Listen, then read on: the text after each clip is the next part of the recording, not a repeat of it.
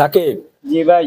তুমি যে এই যে যে পাইপ আনছো, জি এনে তো এক একটা এক এক রকম পাইপ, তাই না? জি এই ভাই। পাইপটা যে আনছো তুমি এনে ডাইরেক্ট ম্যানহোলে দিছো, এটা তো হইছে ফ্রেশ পানি, মানে সেফটি ট্যাঙ্কির থেকে যে ক্রস করে পার্টিশন ক্রস করে পানি আইবো সেইটা। তো জি। তুমি এটা ডাইরেক্ট দিলা কি লেগে, আবার এইটা দিয়ে এদিক নিছো কি লেগে? ভাই এখানে তো বিল্ডিং তিনটে, হ্যাঁ এ বি সি। হ্যাঁ হ্যাঁ। এটা হলো গিয়া ভাই এ আর বি এর লাইন। আচ্ছা। আর এটা হলো সি। হ্যাঁ। সি এর ভাই টিঙ্গিটা হলো ভিতরে। আচ্ছা আচ্ছা।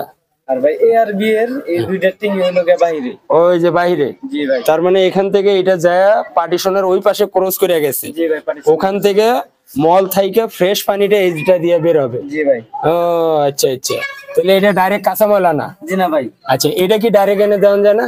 না ভাই এটা ডাইরেক্ট দেওয়া যাবে না। কে? মানে ভাই তাজা ময়লাটা আসবে এখানে। হ্যাঁ। তাজা আসবে এখানে। আচ্ছা, তাইলে এটা কিন্তু আমাদের ওখানে ভিতরে ফ্রেশ করা, তাই না? হ্যাঁ, ওদিকে ফ্রেশ করা। জি ভাই ওইদিকে ফ্রেশ করা। আর এটা ফ্রেশ করা নাই। এটা ফ্রেশ করা না। এটা এখন এই টাঙ্কিতে ঢুকে এখান থেকে এই লাইনে যখন আসবে তখন হবে শুধু তরল পানি। জি ভাই তখনকার শুধু তরল পানি আসবে। তাই না? আর বাইরে হইছে আমাদের এই পাশে যে পাইপ, এটা হইতেছে সুয়েজ লাইনে। জি ভাই সুরেশ লাইনে ভাই। এই তো। জি। আচ্ছা, তাহলে বুঝছো তো জিনিসটা? জি ভাই এখন বুঝছি। আপনারা বুঝছেন তো? ভালো থাকবেন।